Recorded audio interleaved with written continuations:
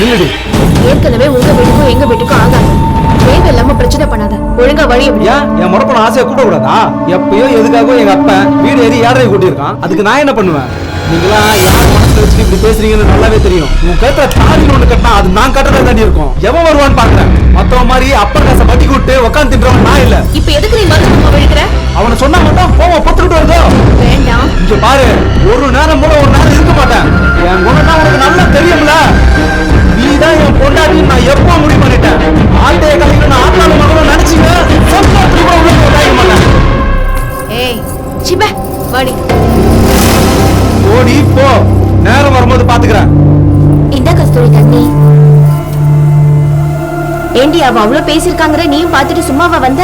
நான் என்னடி பண்றது? கட்டளை போறவன் பயங்கரமா பேசிட்டான். பேசாம அவனை மருது மாமா கிட்ட சொல்லி 2 முறுக்க வேண்டியதுதான். வேணாண்டி, ஏற்கனவே மாமா கோவக்காரரு. அவருக்கு தெரிஞ்சா அப்புறம் தேவையில்லாத பிரச்சனை வரும். நீ அப்படி சொல்ற, அங்க பாரு யாரு வராங்கன்னு. மாமாவே நம்மளை தேடி வராரு. வாங்க மாமா, உட்காருங்க. டீ போட்டு கொண்டு வரேன். அதெல்லாம் ஒண்ணு வேணாம் தேனு. ஏன் கஸ்தூரி, ரோட்ல வச்சு அந்த பாண்டி பையன் ஏதோ வம்புல தானாமே, என்ன நினைச்சு தெரியறான் அவன்? அதெல்லாம் ஒண்ணும் இல்ல மாமா, நானே நாக்கு புடுங்குற மாதிரி நல்லா கேட்டுட்டேன். வேற என்ன பண்ண சொல்ற? நீ ஒரு மாமா, அவன் ஒரு மாமா, நான் என்ன பண்றது? இதோ வரேன் பாரு, இவன் ஒரு குட்டி மாமா. என்னடா இங்க வீட்டுக்கு போனேன்னு கஸ்தூரி அங்க இல்ல, இங்கதான் இருக்கும்னு தெரியும், அதான் வந்தேன். வேற ஒண்ணும் இல்ல மாமா, வழக்கம் போல டியூஷனுக்கு வந்திருக்கான். அதானடா? நல்லா படுறா. அப்புறம் கஸ்தூரி, அவன் மறுபடியும் ஏதாவது பிரச்சனை பண்ணான்னு தெரிஞ்சிச்சு, பெரிய ஏழ்றையாய் போயிடும். அதெல்லாம் ஒண்ணும் ஆகாது மாமா, நீ போயிட்டு வா. சரி நான் வரேன். செல்வி நான் வரேன்டி.